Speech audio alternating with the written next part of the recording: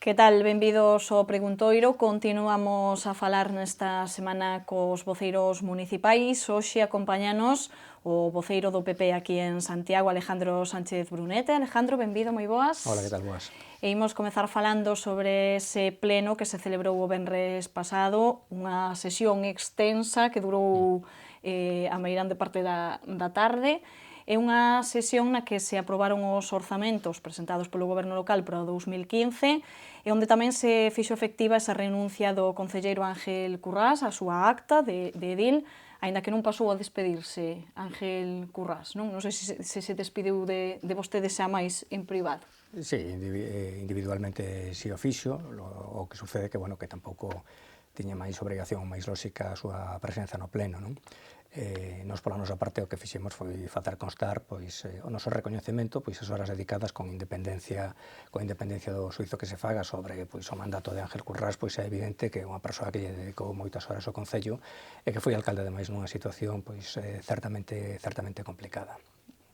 Bueno, fíxose tamén a proposta da nova concelleira, xa sabemos que será Maite Cancelo, profesora da universidade, aínda que dará un tempo para que se incorpore, para que sexa compañeira no goberno local, máis ou menos en xaneiro, calcúlase, non? Sí, bueno, eso vai depender da xunta electoral e dunha tramitación que hai que facer, pero agardamos, bueno, pues que se retrase o menos posible, que se poida incorporar o antes posible. Estamos a falar, ademais, dunha persoa pois moi capaz, recoñecida profesionalmente en Santiago, a súa presencia no grupo pois vai resultar benvida para os seus compañeiros e tamén para os intereses xerais da cidade.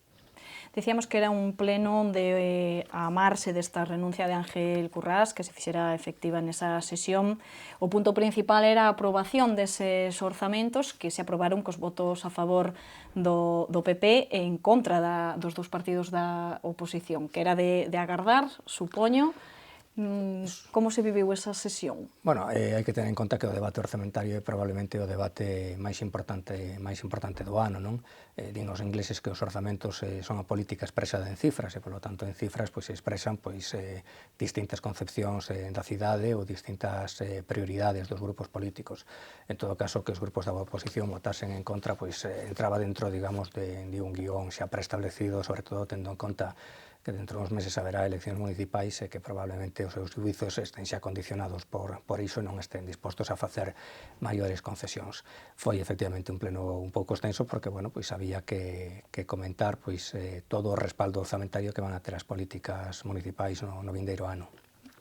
Uns orzamentos que, por exemplo, no caso do BNG, porque onte tiñamos aquí a Rubén Cela, pudemos conversar co voceiro do bloque, dicíanos, Rubén, que se venderon un pouco, que con grandes titulares, digamos, estes orzamentos, pero que para él non eran de todo verdade. Algúns titulares, como que se dixera que os orzamentos eran os de máis gasto social dos últimos anos, que se publicitara moito esa renda de solidariedade e que había outros aspectos que quedaban ao mellor máis desprotexidos. Bueno, eu penso que os orzamentos inclúen novedades que son salientables, tanto dende un punto de vista formal como dende un punto de vista xa sustantivo e económico, non? Hai unha primeira novedade que os orzamentos, por primeira vez dende 1995, se aproban inicialmente xa no mes de novembro deste ano e, polo tanto, estarán en vigor no mes de xaneiro. Isto é moi importante destacalo, porque isto, por unha parte, quere decir que hai un goberno cohesionado, que hai un goberno eficaz, que hai un goberno que ten un alcalde que é Agustín Hernández con capacidade de liderar e con capacidade de impulsar e con capacidade de garantir que os orzamentos estén aprobados a principio de ano.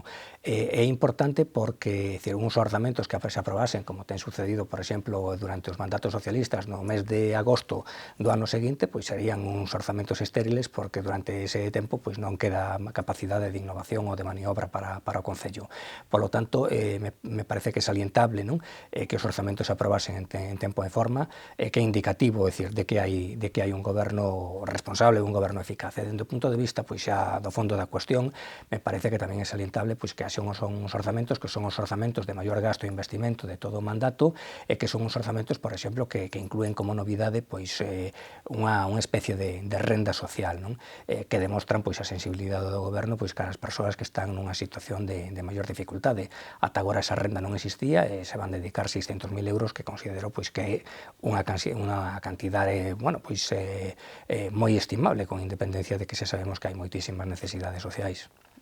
Consideraba neste caso, Rubén Cela, que quizáis era unha partida demasiado pequena destinada a esa renda, e despois había moita cantidade en turismo, en publicidade referida a internet, a banners publicitarios de Santiago. Vostedes, por que apostan firmemente polo turismo? Apostamos polo gasto productivo, é dicir, particularmente pois polo turismo, porque o turismo é unha fonte de ingresos moi importante para Santiago de Compostela, fonte de ingresos e fonte de emprego, non? De desenvolvemento económico, pero ao mesmo tempo apostamos tamén polas axudas sociais, porque sabemos que hai xente que o necesita. Chámame un pouco a atención que se digan que 600.000 euros é unha partida pequena, cando isto é unha innovación que o ano pasado pois non estaba recollida, nin estivo nos anos dos gobernos chamados progresistas nos orzamentos do Concello de Santiago. A maiores hai que engadir que en gasto social pois se fai un esforzo para incrementar, por exemplo, pois as subvencións nominativas ao que se chaman as entidades do terceiro sector. Quero dicir con isto que as políticas sociais non solamente as desenvolve o Concello, hai moitísimas asociacións sen ánimo de lucro que tamén desenvolven políticas sociais, que o fan cunha enorme eficacia, que o fan cunha enorme sensibilidade, pero que o fan cun respaldo orzamentario do Concello de Santiago, e aí hai un incremento dun 14% respecto do ano pasado. Polo tanto, non sei cales son os motivos para que Rubén Cela faga obxeccións a respecto dos orzamentos, pero me parece que no ámbito social pois son uns orzamentos para estar, digamos, razonablemente satisfeitos, tendo en conta que non se pode estar satisfeito nunha situación pois de crise económica e social como a que estamos aínda a vivir. E por que se decide neste momento que neses orzamentos ten que haber esa aposta que vostedes din que fan polo gasto social, polas políticas sociais? Pois mire vostede, quero dicir, Santiago ten dende hai 4 meses un alcalde novo, que é Agustín Hernández. É evidente pois que cada alcalde pois imprime ao goberno un determinado sesgo, unha determinada orientación. Agustín Hernández decidiu facer unha aposta polas políticas sociais, e iso é o que explica, digamos, esta innovación orzamentaria ou esta novidade orzamentaria. Un dos puntos que menos tocamos dentro destes orzamentos, porque ao final sempre se van tocando un pouco as novidades ou o que chama máis a atención, un deses puntos é o destinado á función pública, a partida que hai para poder aumentar o corpo de bombeiros, de policía. Vostede que nos pode contar deste ámbito? A respecto da función pública, estes orzamentos tamén significan un esforzo por parte do Concello para que os funcionarios recuperen unha serie de expectativas ou de condicións retributivas complementarias que tiveron hasta o ano 2011, que en un momento dado pois tivemos que facer un axuste, e agora pois prácticamente recuperamos a mesma situación que tiñan, e polo tanto ese é un aspecto salientable pois que demostra a consideración pois que nos temos polos empregados e polos funcionarios do Concello. E despois, efectivamente, pois os orzamentos tamén inclúen partidas pois para que poda sair adiante por primeira vez dende hai moitos anos pois algunha oferta de empleo público, pois por exemplo pensemos na policía ou pensemos no caso dos bombeiros, non? Son corpos que nos últimos anos foron perdendo efectivos, nós recibimos esa herdanza, e o que pretendemos é cambiar esa tendencia o antes posible, porque mingua o persoal e por outra parte tamén os propios efectivos pois padecen unha situación lóxicamente de envellecemento que compromete pois ás veces pois a funcionalidade destes corpos. Non se sabería aínda cantas prazas se poderían sacar, aínda hai que desenvolver este punto. Sí, porque eso depende das limitacións ou das posibilidades que nos confira a legislación do Estado, que se coñecerá pois en breve, a denominada tasa de reposición de efectivos, que se fose dun 100%, pois nos permitiría, por exemplo, no caso da policía, cubrir as vacantes que se tiveran producido este ano, que son 3 ou 4, se non me equivoco. Aínda así, creo que poderíamos, a través de outra fórmula, cubrir 4 máis de xeito temporal. Vostede está satisfeito co que toca nesta parte dos orzamentos? Porque supoño que despois cada concelleiro tamén intentará que lle toque unha partida considerable para a súa área. Está satisfeito? Sí, estou satisfeito, é dicir, lóxicamente, pois cada centro xestor, pois evidentemente se siente máis cómodo se ten unha maior marxe orzamentaria, non? Pero en todo caso, somos un goberno absolutamente cohesionado e solidario, e que sabemos que as cousas hai que valoralas no seu conxunto. Polo tanto, non hai ninguna obxección que facer, sobre todo, xa digo, porque a pouca que sexa a sensibilidade que teña cada un dos membros do goberno, vai valorar sobre todo esa aposta polo aspecto social. Pero vamos, polo que atinxe o meu departamento, en fin, entendo que dá para responder ás necesidades máis urxentes. Seguimos falando dos traballadores municipais porque parece que non están moi contentos. De feito, a semana pasada convocaban un paro.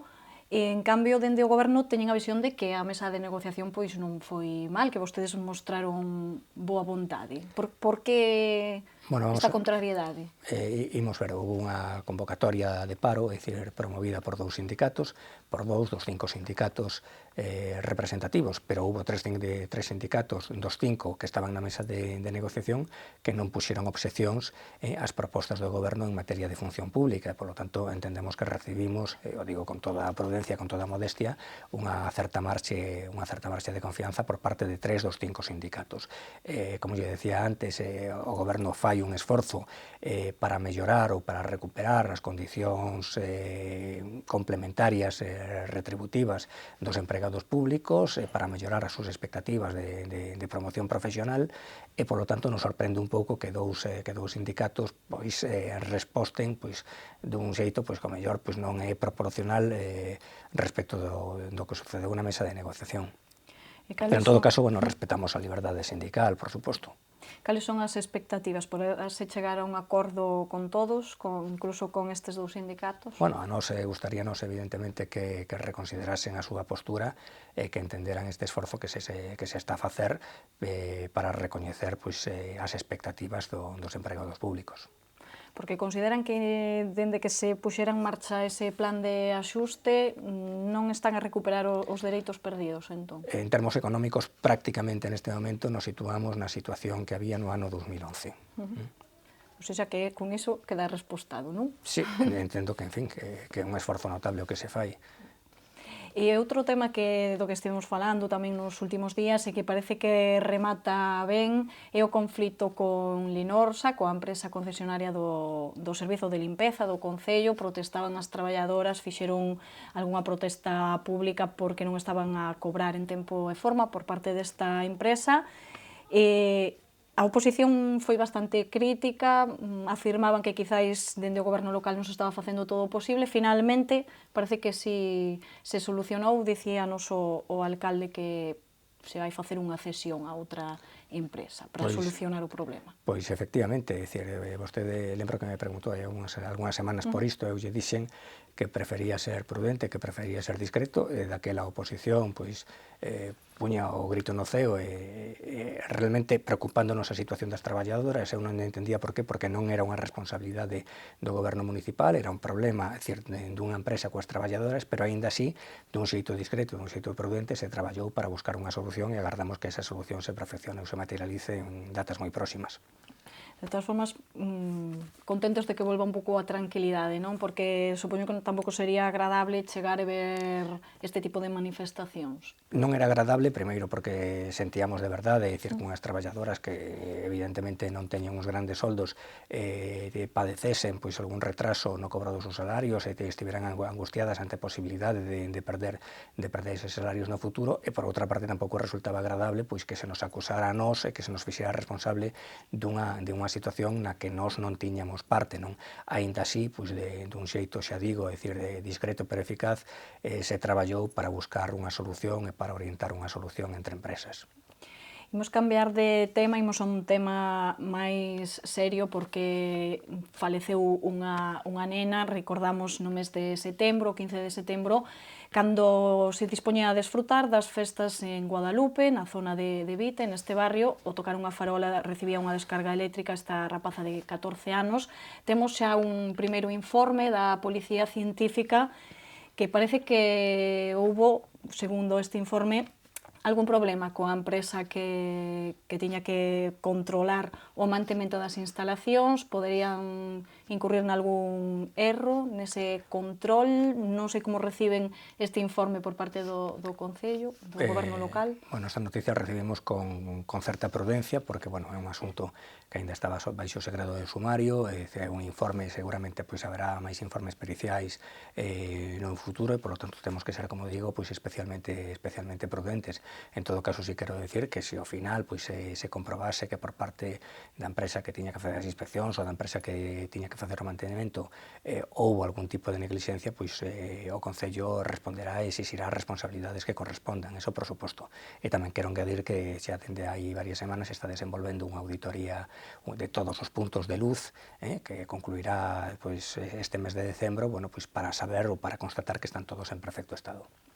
Unha auditoría que supoño que tamén é moi esperada, non? Para poder comezar a tomar algunha medida. Evidentemente, é dicir, sobre todo agardamos que nos dé, digamos, un soporte dunha certa tranquilidade, que se hai algún problema, algunha deficiencia, nos dará a oportunidade de rectificala de inmediato.